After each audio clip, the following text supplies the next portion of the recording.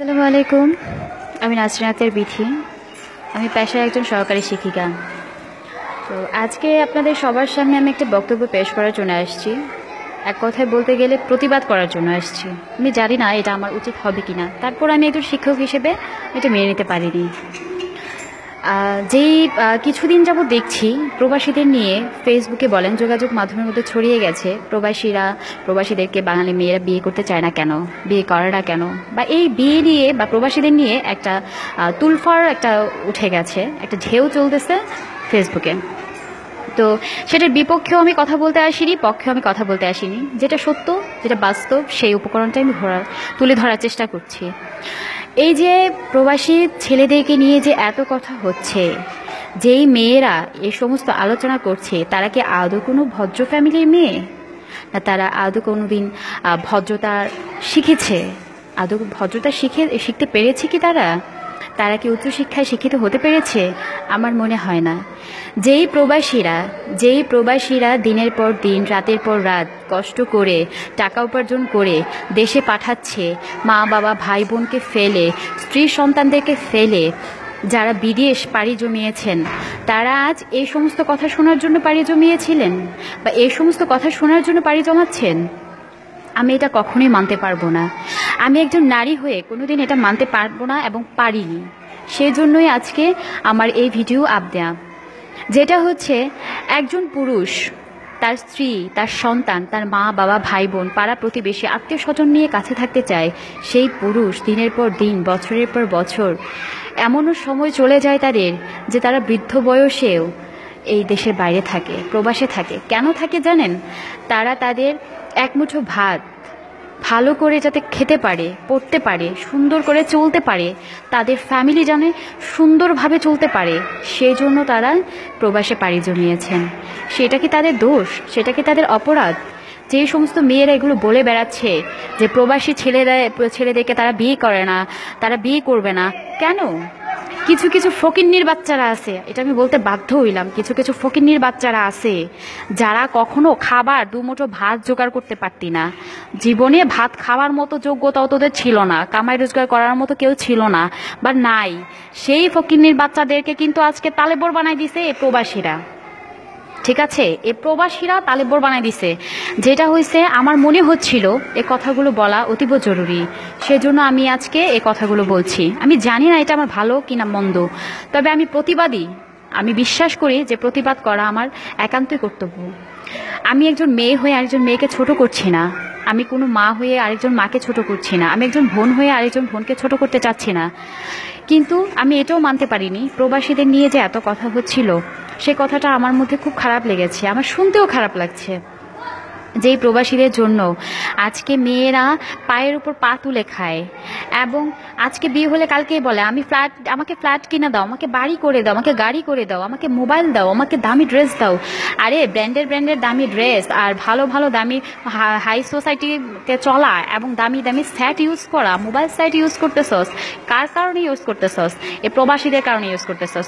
এই বাংলাদেশের প্রেক্ষাপটে আজকে আমি একজন সরকারি চাকরিজীবী, বাংলাদেশের প্রেক্ষাপটে কয়জন পুরুষ আছে যে তাদের স্ত্রীদের তাদের চাহিদা মতো চালাতে পারে? একমাত্র প্রবাসীরাই আছে যারা তাদের বউদেরকে উন্নত জীবন দান করেন, উন্নত জীবন দিয়ে রাখেন, এবং সেই প্রবাসীরাই ঠকেন। তাদের বউরাই স্বর্ণ অলংকার নিয়ে পালায় চলে যায়, এজনের হাত ধরে ওজনের হাত ধরে, ছেলে মেয়ে ফালাইয়া এভাবে চলে যায়। আমি আসলে এটা মানতে পারিনি। কেন মানতে পারিনি জানেন? আমি কুমিল্লা ডিস্ট্রিক্টের, আমার কুমিল্লা জেলার মধ্যে দেখা গেছে যে অধিকাংশ পুরুষ মানুষই দেশের বাইরে থাকে, অধিকাংশ মানুষই বিদেশে পাড়ি জমিয়েছেন। তাই বলে কি তারা বিদেশে পাড়ি জমিয়েছেন বলে কি তাদের অন্যায়, তাদের দোষ? আমি এটা মানতে পারলাম না। এবং আমি সেই সমস্ত মেয়েদেরকে বলছি যে সমস্ত জন্মের দোষ আছে, সেই সমস্ত মেয়েদের জন্মের দোষ আছে। ঠিক আছে, এই যে 3-4টা মেয়ের জন্য হাজার হাজার মেয়েকে এত কথা শুনতে হচ্ছে, কেন? আমাদের কি দোষ? কিছু কিছু মেয়েরা খারাপ কাজ করে, বাকি দোষগুলো পড়ে আমাদের মতো সাধারণ মেয়েদের উপর। কেন পড়বে? একটা মেয়েকে বলা মানে আরেকটা মেয়ের উপর লাগা, একটা নারীকে বলা মানে আরেকটা নারীর কষ্ট লাগা। এটাই তো স্বাভাবিক, এটাই তো হওয়া উচিত। কিন্তু আজকে আমার খুব খারাপ লেগেছে এটা, যে প্রবাসীদেরকে নিয়ে যে কথা হচ্ছিল, যে প্রবাসীরা কখনো ভালো, বাংলাদেশের মেয়েরা প্রবাসীদের পছন্দ করে না, বাংলাদেশের মেয়েরা প্রবাসীদের বিয়ে করতে চায় না। কেন করবে না? আরে আজকে যদি একটা প্রপোজ আসে যে তুমি কি একটা ছেলেকে বিয়ে করবে, সে দেশের বাইরে থাকছে, সিটিজেনশিপ, ওমা সে তো দৌড়ে আসবে, হ্যাঁ আব্বু আমি বিয়ে করব। কেন না? কেন সে এই জন্য বিয়ে করতে চাচ্ছে যে সে তার সাথে দেশের বাইরে যেতে পারবে, ঘুরতে পারবে, আনন্দ করতে পারবে, ফুর্তি করতে পারবে, ভালোভাবে জীবনযাপন করতে পারবে। আমার চোখের দেখা বাস্তব যেই কথাগুলো আমি বলছি, এগুলো হয়তো অনেকের কাছে ভালো লাগবে না, কিন্তু আমার কিছু করার ছিল না, আমি এটা সহ্য করতে পারিনি। যে প্রবাসী ভাইরা রাতের পর রাত দিনের পর দিন কষ্ট করছে, যে কষ্ট করে আপনাদের জন্য দেশে টাকা পয়সা উপার্জন করে পাঠাচ্ছেন, একবার কি চিন্তা করেছেন কিভাবে পাঠাচ্ছেন, কিভাবে দিচ্ছেন? এটা চিন্তা কখনোই করেননি। ঈদ আসলে ঈদ শপিং করব, ব্যালেন্স দাও, টাকা দাও, আমি এভাবে করব, ওইভাবে করব, লাখ লাখ টাকা উড়াচ্ছেন। কার উড়াচ্ছেন? সে প্রবাসী ভাইদের। আরে ফকিন্নির মেয়েরা ভাত খাওয়ার উপযুক্তও ছিলি না, ভাত খাবি যে সে প্লেটটাও তোদের ছিল না। কিছু কিছু ফ্যামিলি আছে যে ফ্যামিলির মেয়েরা মানে কি বলবো, যে আসলে এইখান থেকে ওইখানে যাবে, সে ভাড়াটা পর্যন্ত তাদের কাছে থাকে না। কিন্তু এই প্রবাসীদের মতো ভাইয়েরা, প্রবাসীদের মতো মানুষেরা এই তোদের মতো মেয়েদেরকে কিছু মানে জায়গায় উঠাইছে আর কি, সেজন্য আজকে এই কথাগুলো শুনতে হচ্ছে তাদের।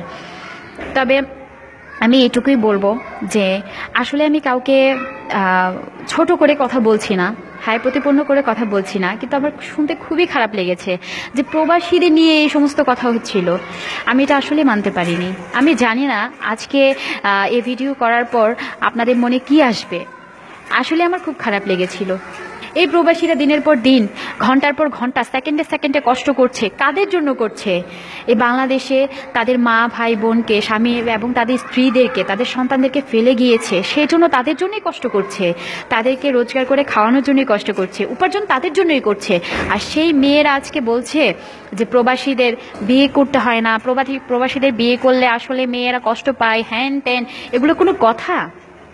এগুলো কোনো ভালো বংশের মেয়েদের কথা? আমার মনে হয় না। কখনো কোনো ভদ্রতা, কোনো নম্রতা, কোনো কি বলবো, যে শিক্ষিত ফ্যামিলির মেয়েরা কখনোই এগুলো বলতে পারবে না, এবং তাদের মুখ দিয়ে কখনোই এটা আসবে না। আমি তো এটা মানতেই পারছি না যে প্রবাসীরা এত কষ্ট করছে, দিনের পর দিন, ঘন্টার পর ঘন্টা এত কষ্ট করছে। কাদের জন্য? আরে 2টা টাকার জন্য ভিক্ষা পর্যন্ত মানুষ করে, 2টা পয়সার জন্য ভিক্ষা মানুষ পর্যন্ত করে। ব্র্যান্ডের শাড়ি, ব্র্যান্ডের গেঞ্জি, ব্র্যান্ডের টি শার্ট, ব্র্যান্ডের প্যান্ট, ব্র্যান্ডের আর কি বলবো, যে মোবাইল সেট, এগুলো ইউজ করতেছিস কার জন্য জানোস? একমাত্র প্রবাসীদের জন্য। আরে 10,000, 20,000, 25,000 তোদের কাছে কোনো ব্যাপারই না। 1 লাখ 1.5 লাখ টাকা পর্যন্ত শপিং করস, কার জন্য করস? এই প্রবাসীদের জন্য করস। আর সেই প্রবাসীদের নিয়ে এত কথা। তো আমি আসলে এটা মানতে পারিনি বলে আজকে ভিডিওটা করেছি। আমি জানি না এটা কে কীভাবে দেখবেন, তবে আমার খুব খারাপ লেগেছে, খুবই খারাপ লেগেছে এই সমস্ত মেয়েদের জন্য। এই সমস্ত কুলাঙ্গারদের জন্ম দিয়ে যে মা বাবা কি ভুল করেছেন তার নিজেও জানে না। এই কুলাঙ্গারদের জন্য আমাদেরও কথা শুনতে হয়। এরা যত বাজে কাজ, যত বাজে খারাপ কাজগুলো করে করে বেড়ায়, এবং এদের জন্যই, কিছু কিছু মেয়ের জন্যই আমাদের পুরা নারী জাতিকে অপমানিত, অবহেলিত হতে হয়।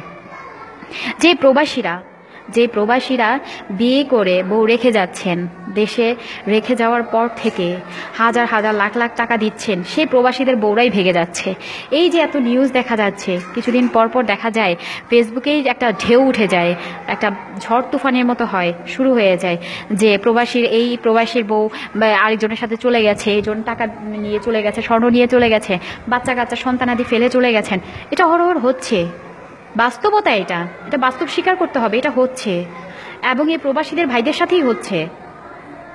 তোরা যে দিনের পর দিন এই প্রবাসীদের ঠকাচ্ছিস, প্রবাসীদের সাথে মেলামেশা করছিস, তাদের সংসার করছিস, তোদেরকে এক বিন্দু লজ্জা লাগে না? লজ্জা আছে তোদের মতো মেয়েদেরকে আসলে নারী হিসেবে মানতে আমার লজ্জা লাগছে, আসলেই লজ্জা লাগছে। আমার কাছে আসলে অনেক কষ্ট লাগছে যে দিনে একটা দিন মা বাবাকে না দেখলে কত কষ্ট হয়।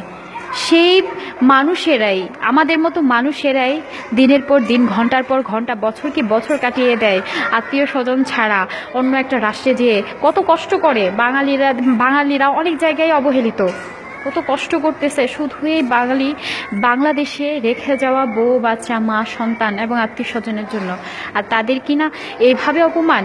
আসলে এটা আমি মানতে পারিনি। আমি জানি না আজকে আমার এই কথাগুলো কার ভালো লাগবে কার মন্দ লাগবে, কে কি বলবে না বলবে, কিন্তু আসলে আমি এটা মানতে পারিনি। এটা আমার পক্ষে মানা সম্ভব হয়নি। তো আমি আপনাদের সবার কাছে ক্ষমা চেয়ে নিচ্ছি যে আসলে আমি আজকে এই ভিডিওটা দিতাম না, আপলোড দেওয়ার কোনো ইচ্ছা আমার ছিল না, কিন্তু আসলে আমি বাস্তবতাটা থেকেই কথাগুলো বলেছি। আমি জানি না আপনাদের কেমন লাগবে বা কেমন লেগেছে। আমাকে সবাই ক্ষমার দৃষ্টিতে দেখবেন। আমি আপনাদের সবার কাছেই ক্ষমা চেয়ে নিচ্ছি, কারণ এই সমস্ত কথা বলা আসলে আমার উচিত ছিল না, কিন্তু আমি বুঝতে পারিনি এবং আমি সহ্যও করতে পারিনি। তো যে প্রবাসী ভাইরা আছেন, দেশের বাইরে আছেন, তাদের জন্য আমার অন্তঃস্থল থেকে তাদের জন্য আমার দোয়া রইল, শুভকামনা রইল। আপনারা অনেক ভালো থাকবেন, অনেক সুস্থ থাকবেন, এবং কে কি বলল না বলল এটা নিয়ে কখনো চিন্তা করবেন না, কারণ জীবনটাই হচ্ছে একটা যুদ্ধক্ষেত্র। এখানে যুদ্ধ করতেই হবে। এখানে সমালোচকরা থাকবে সমালোচনা করার জন্য, সমালোচনা করার জন্যই পেছনে পেছনে ঘুরে। অর্থাৎ তাদের সমালোচনা শুনে যদি আপনারা স্তব্ধ হয়ে যান, মন খারাপ করেন, কষ্ট পান, তাহলে তো জীবনে চলতে পারবেন না, এগোতে পারবেন না। আমি আমার পক্ষ থেকে আপনাদের সবাইকে জানাচ্ছি অকৃত্রিম ভালোবাসা, এবং সবার প্রতি রইল আমার অনেক দোয়া এবং শুভকামনা। সবাই ভালো থাকবেন। আল্লাহ হাফেজ।